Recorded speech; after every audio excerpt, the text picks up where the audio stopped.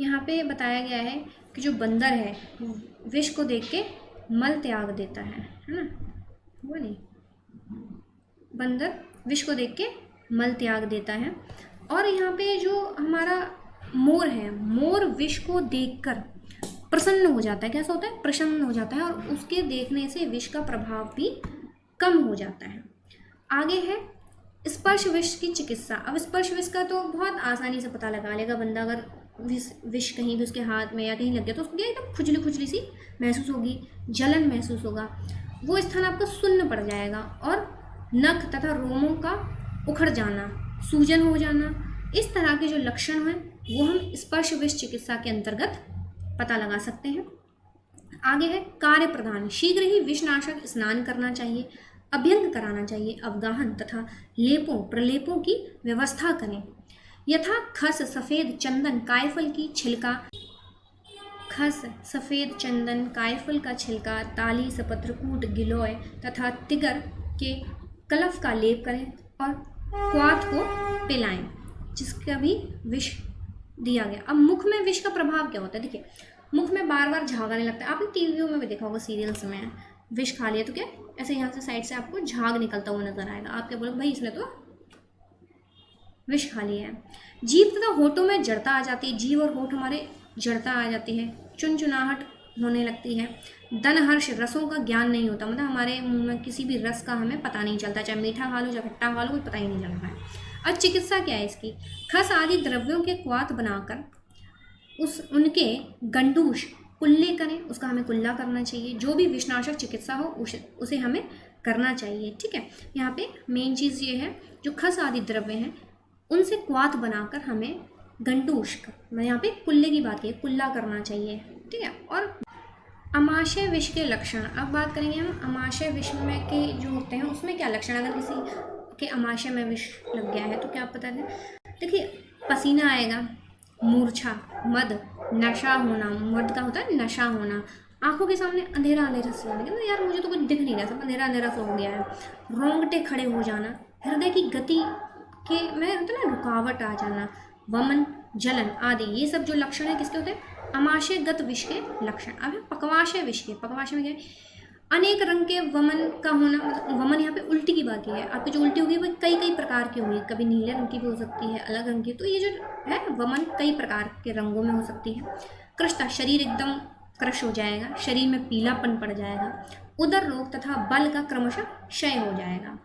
आगे है इन दोनों की चिकित्सा क्या है? मुख्य बात तो ये है, ऊपर जितने भी हमने वर्णन किया है लक्षणों में, वमन तथा अतिसार का वर्णन हम मिला है हमें, वमन और यहाँ पे अब हम बात करेंगे चिकित्सा की। जितने भी हमने ऊपर देखा कि भाई ऐसा ही ऐसे विष है तो हमें उसमें क्या करना चाहिए? मेन चीज़ है वमन और अतिसार का तो हमें कराना ही चाहिए। वमन विरेचन की आवश्यकता के अनुसार कराएं, ठीक है। वमन विरेचन हमें आवश्यकता के अनुसार कराना चाहिए, अगर हमें आवश्यकता है तो हमें कराना चाहिए, अगर आवश्यकता नहीं है तो नहीं कराना चाहिए। उसके बाद हमें क्या करना चाहिए? हल्दी, दारू हल्दी की छाल, क्या? हल्दी, दारू हल्दी की छाल, मटर, हींग पत्री, बालवज, चैलाई की जड़, मुर्गे के अंडे का रस तथा वाकुची, इनका प्रयोग नस्य, अंजन तथा क्वाथ बनाकर पीने के रूप में इसका प्रयोग करें। इससे विष विकार शांत हो जाएगा, जो भी हमारे अंदर विष के कारण विकार उत्पन्न हुए हैं वो शांत हो जाएंगे। आगे है आपका ताम्र एवं स्वर्ण भस्म का प्रयोग। ये बहुत ही इंपॉर्टेंट चीज़ है। जिस भी व्यक्ति ने विष खाया है या गलती से उसे किसी ने विष दे दिया तो क्या उसे वमन विरेचन विधियाँ से नीचे ऊपर शुद्ध हो जाने, सबसे पहले तो वमन विरेचन करा लें। ताम्र एवं स्वर्ण भस्म का प्रयोग, इससे विशेष रूप से हृदय का शोधन हो जाता है। हम ताम्र या भस्म चूर्ण का प्रयोग कर रहे हैं तो इससे हमारा जो है हृदय है उसका शोधन हो जाता है। एक क्षण स्वर्ण भस्म का सेवन करने दें, एक क्षण। अब यहाँ पे मात्रा की बात करेंगे हम, यहाँ पे मात्रा बताइए। देखो, 4 क्षण का मतलब होता है एक क्षण, 4 माशा का मतलब है एक क्षण, 6 रत्ती का मतलब है एक मासा, 6 रत्ती का मतलब है एक मासा, 6 गुणा 4 करेंगे तो 24 रत्ती हो जाएगा। अर्थात एक एक रत्ती की मात्रा में मधु के साथ विषभुक्त रोगी, विषभुक्त मतलब जिसको विष दिया गया है या जिसने गलती से विष खा लिया है, उसे हमें 24 दिन तक लगातार इसी क्रम से सेवन कराना चाहिए। आगे है आपका स्वर्ण भस्म का प्रभाव क्या है।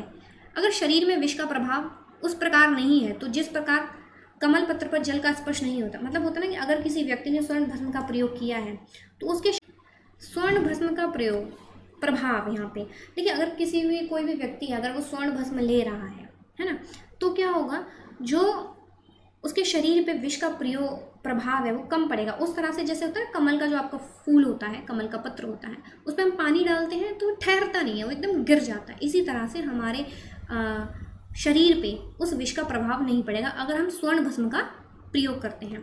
इससे क्या होता है, आयु बढ़ती है ना। इससे क्या होता है, हमारी आयु बढ़ती है, आपकी आयु भी बढ़ती है और आप अंदर से मजबूत भी होते हैं।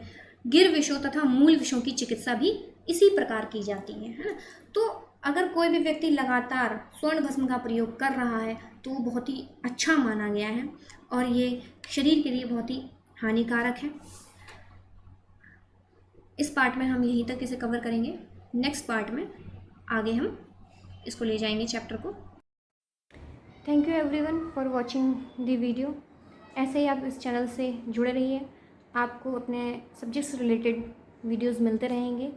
और प्लीज़ वीडियो पे लाइक कमेंट कीजिए, चैनल को सब्सक्राइब कीजिए ताकि आपको ऐसी वीडियोस मिलती रहें। और आपको अगर कोई स्पेसिफिक चैप्टर पढ़ना है तो प्लीज़ कमेंट बॉक्स में आप अपना नाम लिखिए चैप्टर का, I will make the video on that.